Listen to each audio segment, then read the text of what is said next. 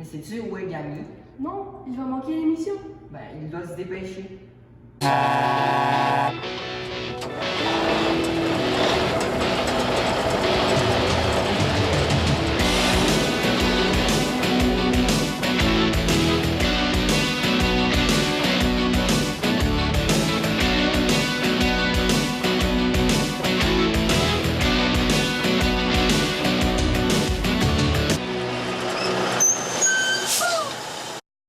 Me voici où les jeux du quartier, une semaine avant la fête d'Halloween. Les courges se vendent comme des petits pains chauds vers cette période de l'année. En voici une belle. Moi, je suis une belle courge.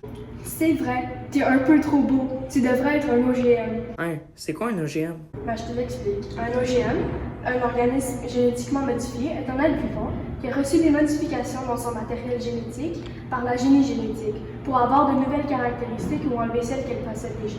C'est quoi exactement le génie génétique? Est-ce que tu pourrais m'expliquer plus en profondeur? Le génie génétique est l'ensemble des techniques qui permettent de modifier un morceau d'ADN et se multiplier en transmettant à ses descendants. Allô, Fled? Allô? Voudrais-tu répondre à la question de la courge? Oui, bien sûr. Est-ce que je suis le seul à être un OGM? Non, t'es pas le seul. Il y a plein de produits d'OGM. Ah oui, ça me revient. J'ai plusieurs cousins végétaux qui en sont.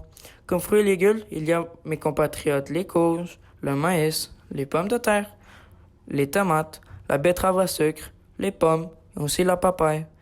Comme produits non fruits et légumes, il y a le coton, le soja, le lin, le canola, la luzerne et le riz.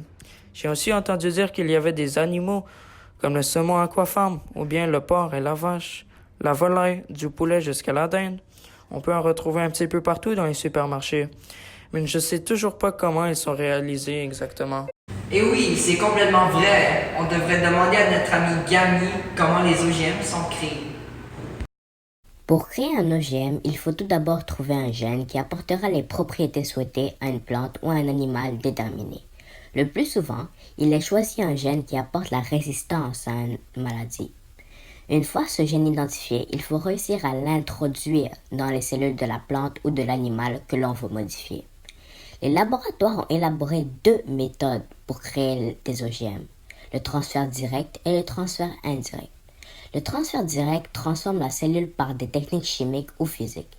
Ces techniques sont appelées électroporation, micro-injection et biolystique.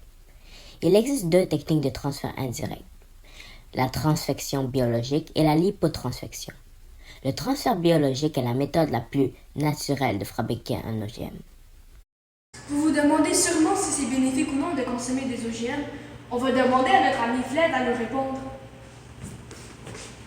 Il y a plus d'avantages que de désavantages pour les agriculteurs et pour les consommateurs d'utiliser des OGM sur les aliments. C'est très rare que les OGM sont dangereux car le danger sur la santé est important, mais la probabilité de réalisation est très faible.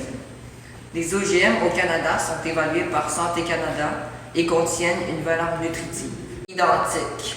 L'OGM n'est ni toxique ni potentiellement allergène selon le Centre de référence sur la nutrition de l'Université de Montréal. Les OGM préviennent les moisissures sur le maïs, mais certains OGM ont comme avantage de mettre plus de bons gras dans les plantes et d'enrichir le riz en vitamine A selon le gouvernement du Canada. Et pour finir, vous vous demandez sûrement s'il existe des réglementations concernant les OGM. Je vous explique. Les OGM doivent satisfaire un certain nombre de lois avant de pouvoir être commercialisés. Au Canada, en vertu de la légalisation fédérale, les OGM entrent dans la catégorie des végétaux à caractère nouveau. Les végétaux à caractère nouveau sont des végétaux dotés d'un caractère nouveau ou d'une caractéristique nouvelle. Par exemple, un canola tolérant à un herbicide.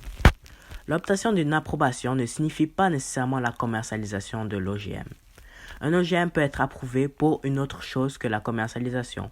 Par exemple, ils peuvent être utilisés en laboratoire. Les produits contenant des OGM ne sont pas obligés d'être étiquetés, sauf s'ils contiennent des risques pour la santé, par exemple des risques d'allergie. Ce sera tout pour moi.